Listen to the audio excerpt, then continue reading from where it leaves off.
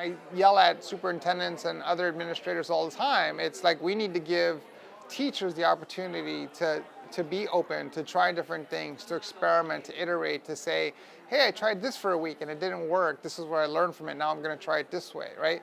As opposed to always having to be right, giving teachers the ability to say, I don't know, or let me try that, right? And so I think that that's where we can spend a lot of time. And then on top of that, making sure that teachers have the resources and the professional development that they need to change those models. Professional development is critical for teacher efficacy because what we found in my work is that teachers are producing high quality work. Their content is as high as any publishers. They just don't have the confidence that their work is as good as what can be purchased. And so we need to develop that confidence. And in order to do that, you just have to give them opportunities for their work to be shared. So the PD really needs to be focused on not only the delivery and the use of OER, but in the development. And because our folks, again, the smartest of Virginia, can come together in a room and produce something greater than a publisher can, because it will be custom made for Virginia students. So that's where I see professional development going.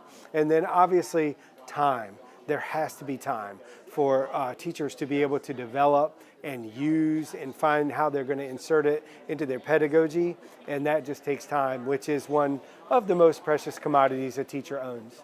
First and foremost, just to give teachers the opportunity to get their hands dirty with the resources.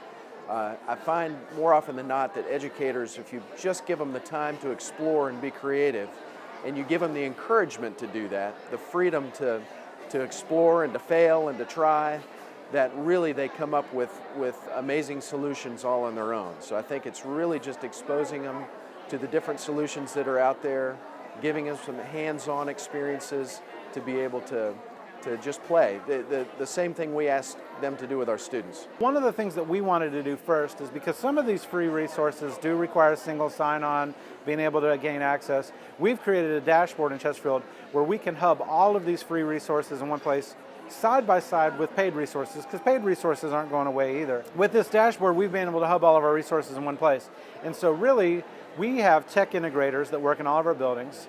And so they work directly with teachers in the classroom. They can even model lessons or just show them how to do things. And so professional development is an intense piece of everything that we do with any resource that we provide to teachers. I would say that we are one of those districts where we are on the computer constantly, and so we have a few professional development approaches that we take in August where we have access, like for example, I have access to all of them during a teacher work week, and so we present and we have teachers lead sessions as well. Whenever they go to conferences and present, they come back and share with our district and our teachers locally.